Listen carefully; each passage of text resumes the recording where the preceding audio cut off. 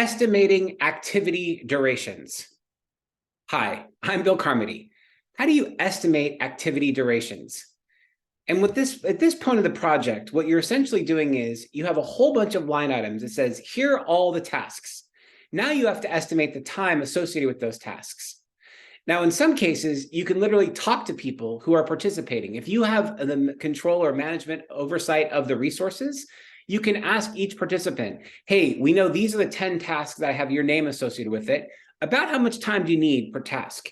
And they'll give you a breakdown of the hours. Sometimes you don't have that luxury.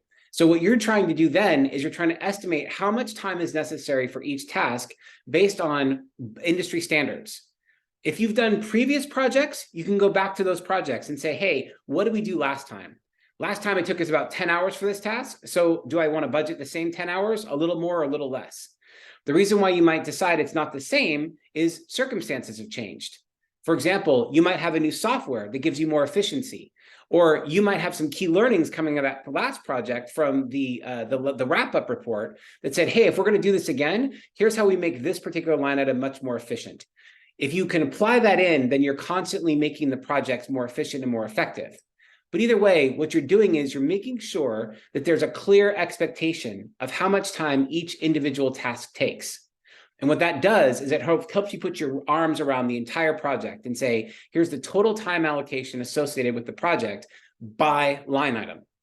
And even if you're wrong, one of the things that's important is you can see where did things go askew based on what you initially had estimated versus the actual hours on the project. You'll do that at the end of the project. But for now, what you're trying to do is your best estimate of how much time you think each line item is going to take.